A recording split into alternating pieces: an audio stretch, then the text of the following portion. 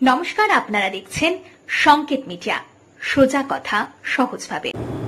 নমস্কার, শুভ সকাল। আজ ঈশ্বর কথার ৭১তম পর্বে শ্রী শ্রী মায়ের কথা। জননীং শারদাং দেবীরাম কৃষ্ণ জগদ্গুরুং পাদপদ্মে ত্রয়োষিতা প্রণমামি মুহুর্মুহুঃ। শ্রী শ্রী মায়ের পাদপদ্মে আধুনি লুণ্ঠিত প্রণাম জানিয়ে শুরু করছি আজ মায়ের কথা। ১৩২৫ বঙ্গাব্দ ১৭ই ভাদ্র। আমার অসুখ করেছিল, একটু ভালো হতে আজ সন্ধ্যারতির পর গেছি। আমি অর্থাৎ সরজুবালা দেবী।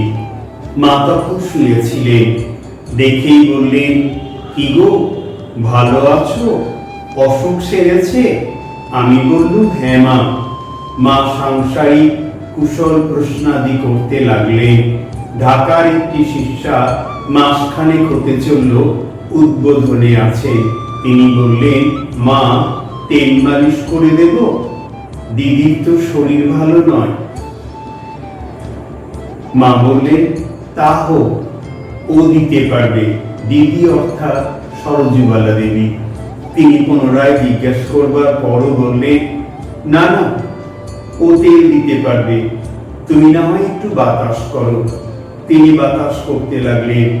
একটু বাতাস করার পর মা বললেন, হয়েছে, ঠান্ডা লাগছে, এখন একটু শোগে। জল খেয়েছো? মিষ্টি নিয়ে জল খাও না। মা এমনই করে সকলের মনতুষ্টি করতে থাকে। তিনি উঠে মায়ের কথা মতো জল খেয়ে শুলেন। মা আমাকে বললেন, কাল কেমন ঠাকুরের বই পড়া হলো? সরলা পড়েছিল? কি সব কথা! তখন কি জানি মা, এত সব হবে? কি মানুষই এসেছিলেন, কত লোক জ্ঞান পেয়ে গেল। কি সদানন্দ পুরুষই ছিলেন। হাসি কথা, গল্প, কীর্তন ২৪ ঘন্টা লেগেই থাকতো। আমার জ্ঞানে তো আমি কখনো তার অশান্তি দেখিনি। আমাকে এমন কত সব ভালো ভালো কথা বলতেন। আহা, যদি লেখাপড়া জানতুম তাহলে অমনি করে সেই সব টুকে টুকে রাখতুম। কই গো সরলা, আজ আবার একটু পড়ো না। সরলাদি কথামৃত করতে লাগলেন। রাখাল মহারাজের বাবা এসেছেন, ওইখান থেকে পাঠ আরম্ভ হলো। পড়া শুনতে শুনতে মা বলছে, ওই যে রাখালের কথায় তার বাপকে বললে, যেমন ওল তেমন মুকুটিত হবে। সত্যই তিনি এমনই করে রাখালের বাবার মন খুশি রাখতেন। তিনি এলেই যত্ন করে এটি ওটি দেখাতেন, খাওয়াতেন, কত কথা বলতেন। মনে ভয় পাছে রাখালটিকে ওখানে না রেখে নিয়ে যায়। রাখালের যে সৎমা ছিল, সে যখন দক্ষিণেশ্বরে আসতো, ঠাকুর রাখালকে বলতেন, ওরে, ওকে ভালো করে দেখাশোনা যত্ন কর, তাহলে জানবে ছেলে আমাকে ভালোবাসে। পড়তে পড়তে বিন্দেঝির লুচির কথা এলো। মা বললেন, হ্যাঁ গো, সে কি কম ছিল? তার জল খাবারের বরাদ্দে লুচি যদি কোনোদিন খরচ হয়ে যেত, তবে ওকে অনর্থ করত। বলতো, ও মা, কেমন সব ভদ্রলোকের ছেলে গো, আমার কি সব খেয়ে বসে থাকে, মিষ্টিটাও পাই না। ওই সব কথা পাছে ছেলেদের কানে যায়, তাই ঠাকুর আবার ভয় করতেন।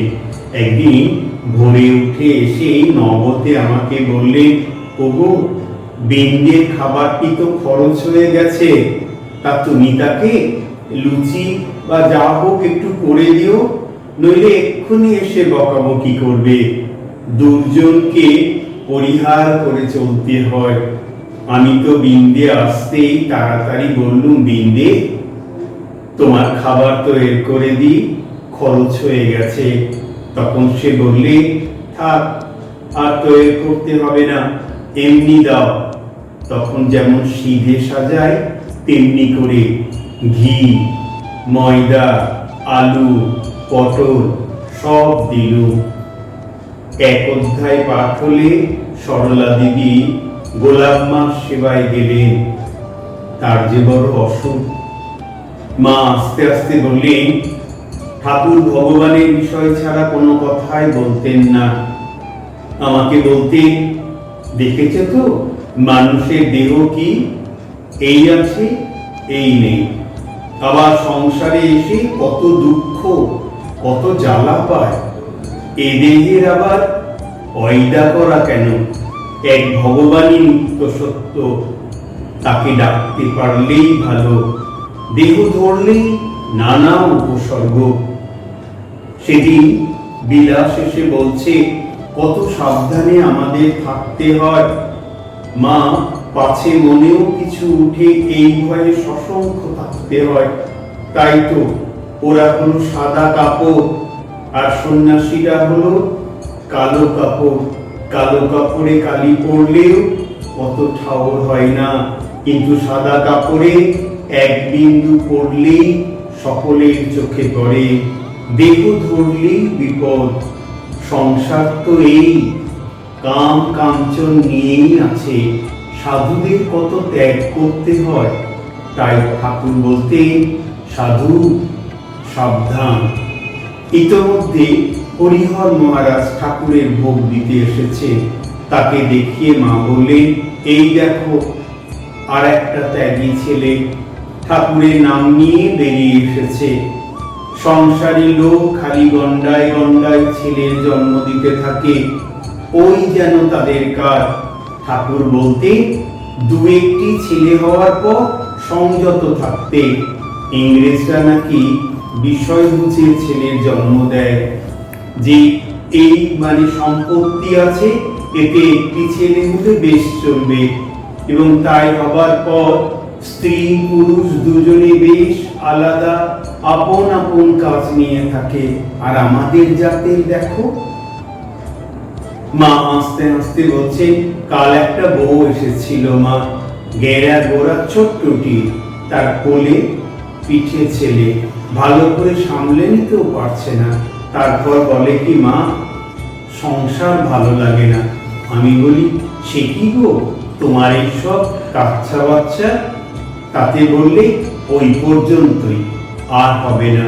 বলল, তা পারো যদি ভালোই তো গা। এই বলে হাসতে লাগলে।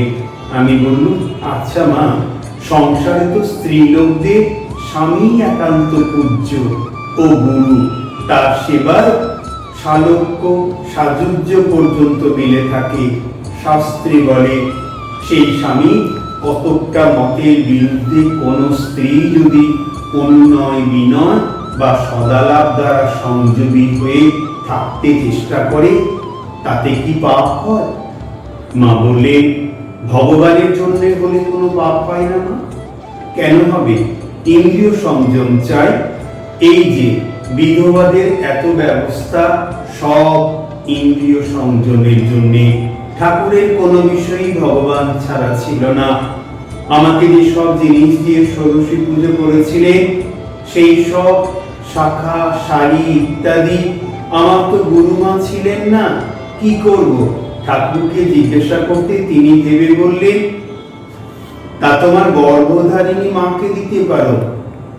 তখন বাবা বেঁচে ছিলেন, কিন্তু দেখো তাকে যেন মানুষ জ্ঞান করে দিও না, সাক্ষাৎ জগদম্বা ভেবে দেবে। তাই করলুম। এমনই শিক্ষা তার ছিল। আরো অনেক কথা বলেছিলেন। আর কি বলেছিলেন? আগামী কোন ঈশ্বর কথায় শ্রী শ্রী মায়ের কথা প্রসঙ্গে আবার বলবো, আবার মায়ের অনুধ্যান করব। শ্রী শ্রী মায়ের আশীর্বাদী হাত আপনাদের মাথায় পড়ুক। খুব ভালো থাকুন। নমস্কার। আগামী ৭২তম পর্বে কথামৃত থেকে পাঠ। Subscribe our channel. Press the bell icon.